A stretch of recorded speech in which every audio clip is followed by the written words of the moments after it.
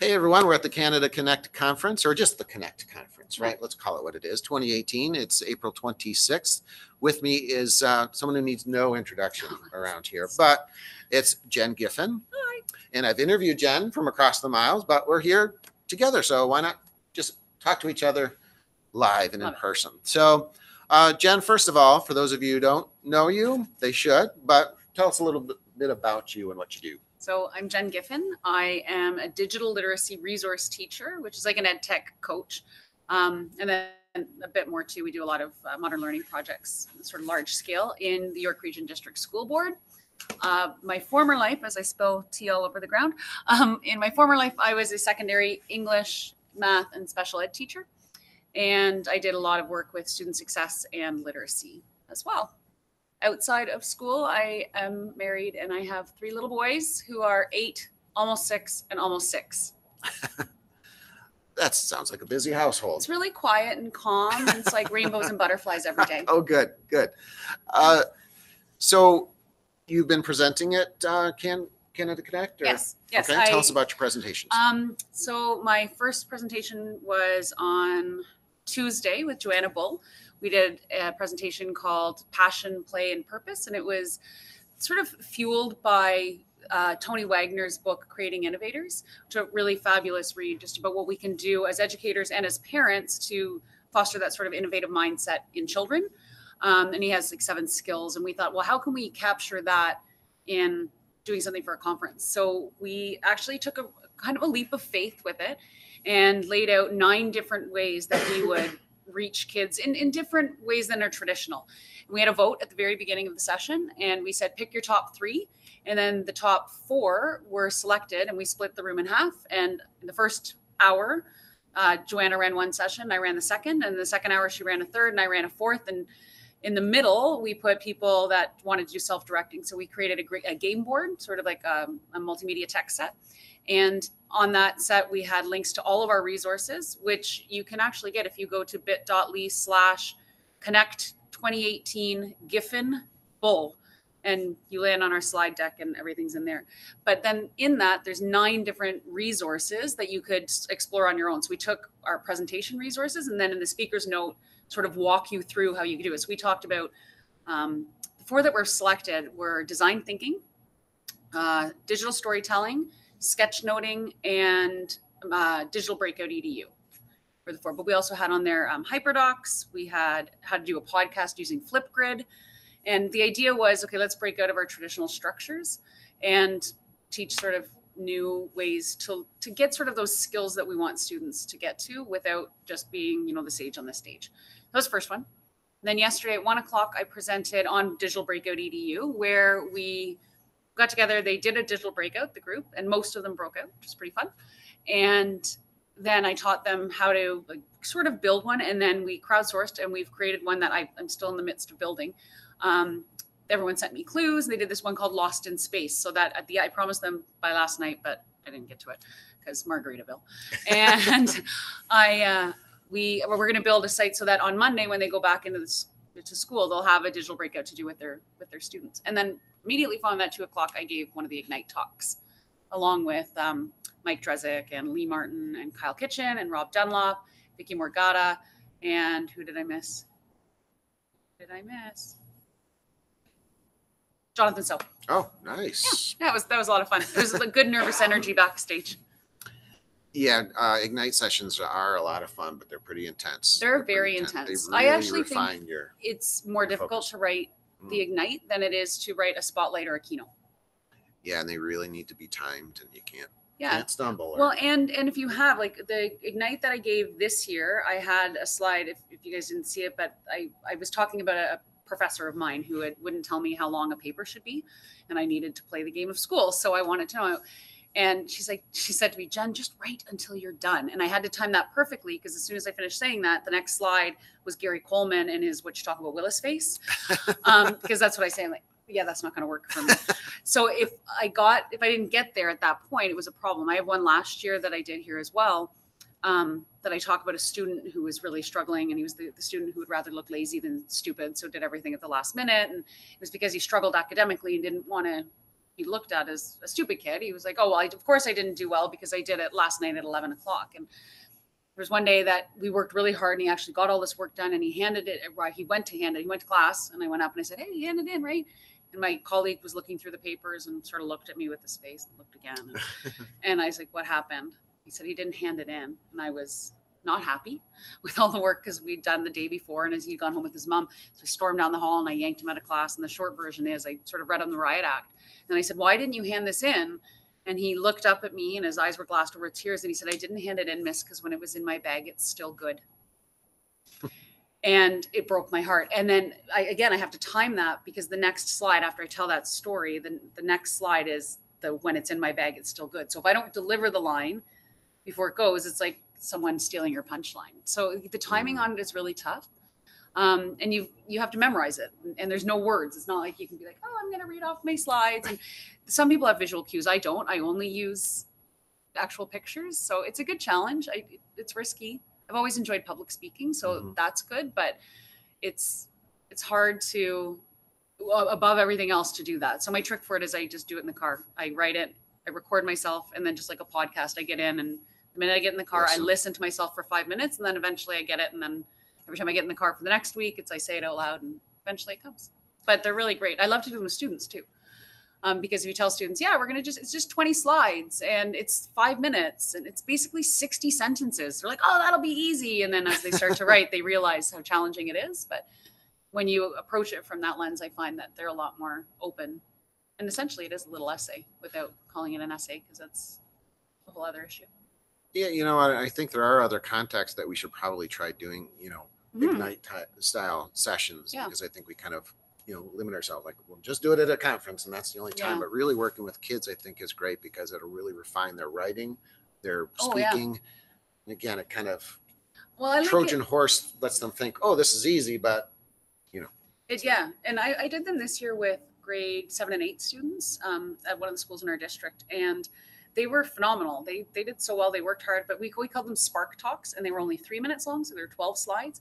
And they start, and we say, yeah, you want about 3 to 5 a slide. And they start and they get 5, and then they realize, oh, it's too long. I've gone over my 15 seconds. So it really, I think, drives home the editing process of writing, which I don't think we do a whole lot of work around. Because kids are like, oh, it's good enough. I'll fix my grammar. But to actually call ideas out and like, okay, if I remove this sentence, how is that going to affect the later message? And it really gets them thinking about the revision process, which I really like. All right. So you've done the Speed Geek questions before. Yes. So we've already done a few with the group here. So we'll take a couple of them from what we did and we'll let you contribute here. Okay. So one of the questions is what's your favorite social network? And I think I know the answer to it. So hands down, hands Twitter. Down Twitter. Any others that you like? I use Instagram. Okay. I use Facebook, and I don't say that with reticence now because of what's going on in the news. I find there's a lot of drama on Facebook. That's sort of why I like the other two. Not that there's not drama on Twitter, but you know what? I think that's why I like Twitter. I have a very select group of 2,000 educators that I follow. Right. You can filter it out a little bit. And I filter, like, for example, during the last election in the States, there was no mention. There was an election? There was. Oh, there was. okay. You had a new president. No. He likes Twitter too. Okay. He does. He's very active on it. He's very active on it. He hasn't tweeted at me yet, but whatever. I can wait. I got nothing about Trump or Clinton or anything because I really that's one thing I like about the algorithms on Twitter is that I get education. I get really rich content about what I'm passionate about. So well, and we talked about that with trying to get some other teachers to use Twitter. And I find don't create an account, just go to Twitter and do a search, do a hashtag search. And you'll find great stuff just by doing a hashtag elementary education. Bam, you've got a bunch of them. So again, I think people feel like, oh, I don't want the account. I don't want it linked to me. I don't want, someone stealing my privacy or data. So start there. And then you'll find there's some great people, just follow them. Once you get that tribe, you're really, you're in good shape. Absolutely. And you can start. I find now and my Twitter activity has only really happened over the last year and a half or so. And I used to use it, but just okay. And then I think December of 2016, I had 260 followers. And I was following about 400 people. And then Matt Miller did his Ditch Summit, which he does every year around winter break. and he interviews one educator for a day for 9 days. It's actually quite rich. It's good PD, puts them all out, and he only opens it for a certain amount of time and then he closes it out. And it was when I also started sketchnoting, and I thought, I'm going to sketch all of these, and they took me forever, and then I would tweet them out, and then Matt liked them, and then Matt was retweeting, and then Matt was replying to me, and then Matt was DMing me, and then Matt Miller and I were suddenly friends. I was like, how are we friends with Matt And Miller? you had all of a lunch sudden? with Matt Miller yesterday. And then we had lunch with Matt Miller. So, and then Matt and I, but that was huge. Like, to be able to, I think the big thing with Twitter, if you want to get into it, I agree, you start with hashtags, but then do some Twitter chats and put your stuff out there. You can't just take and you can't just like, you have to engage. And the minute I did that, I saw, and by the end of the 10 days, and after sketchnoting every day, I went from 260 followers to 650. And then it just went and went. And now, like I said, I follow almost 2,000. I have about 5,500 people That's who awesome. follow me. So I love it because I can just put a question out. Like, does anyone know about this? And I generally get an answer. When I built my digital breakout, it was a Sunday afternoon. I was like, I need someone to beta test this for me. I didn't want it to be someone at work because I was doing it as part of a staff meeting. Mm-hmm. And so I said, does anyone have time today? And I had 12 educators come back and beta test this for me and give me feedback. And I was able to tweak it. And so I think that's really cool. Like on a Sunday afternoon, you can get someone to revise your work for you. That's a pretty powerful network. It is a powerful network. Yeah. Absolutely. So one of the other ones was, what's your whimsy? Harry Potter, Star Wars, Star Trek? That's hard. So for me, probably Harry Potter. Not probably, it's totally Harry Potter. Last year, over the Family Day weekend, I actually went down to Florida and we took my dad, who's also a massive Harry Potter fan, as you are when you're a 70-year-old man. And for his 70th birthday, I surprised mom and dad because they snowboard. And snowbird, not snowboard. They do not snowboard. My parents do not snowboard. They curl. They could, yeah. Oh, and golf. But yeah, we went down and I surprised them. I sort of walked into the house and they're like in Fort Myers and they're like, what are you doing here? And we're like, we're going to Harry Potter World. And we went up and spent like a full day up at Universal. And we walked in. Have any of you ever been to? I walked in and you go into Diagon Alley and you're in, hi Mike, you're in Diagon Alley. And I started to cry. I went, oh. I was like overwhelmed with emotion that they've done such a great job. So yeah, I would say that. Now, like I said, mother of 3 boys, there's a lot of Star Wars in my house. Oh, nice. A lot of Star Wars. Yeah, the kids just actually watched The Last Jedi for the first time last week. Not true. My oldest, we went to the theater. So I do something actually with the boys at Christmas break and at spring break. I spend 1 day alone with each of them. So of the week that we're off, it's like Bennett and I have a day, William and I, because it's always a compromise when you have siblings, right? So Bennett wanted to go see Star Wars. So we went. And spoiler alert, at the end, there is someone who passes. And and he started to cry. He climbed into my lap. He was crying. He's like, why did he cry? He was very, so Star Wars has a special place in my heart too. Oh, yes. And we'll give you a couple more here. What's your favorite tablet? iPad, Chromebook? I mean, we're putting Chromebook in the tablet area. Oh, I like both an iPad and a Chromebook. I actually did a Chromebook challenge at work a few months ago now, that for a week I only used a Chromebook because in my role, if people ask me, what should I use? Would it be better to get this or that? And so I wanted to see what functionality would be lacking. For me, it was an older Chromebook. So if I had one of the touchscreen ones, I think I can't believe I'm going to say this, but I might be able to leave my Mac for a good Chromebook. And I'm going to do the tablet, like my iPad challenge as well. So I don't know. I don't know if I can answer that. I need to do more research. That's a good thing to do, just to kind of get yourself out of that comfort zone. Yeah. And really dig into technology as to. Yeah, I had my Mac, so there were certain things. I can use anything else with it. Yeah, it was neat to be able to say, oh yeah, you can do that, and to try to find other tools that I wouldn't necessarily use because, like, I have Camtasia, for example, which is a really powerful editing tool on the Mac. But when I did that, I was like, okay, I guess I'm going to learn WeVideo, and so I did, and I did a lot more work in Screencast-O-Matic and that sort of thing. So yeah. All right, let's just do one fast one here. So, besides your kids or students, what's your inspirations? What inspires you? Gosh. Who or what? I have a lot of things that inspire me. Oh gosh.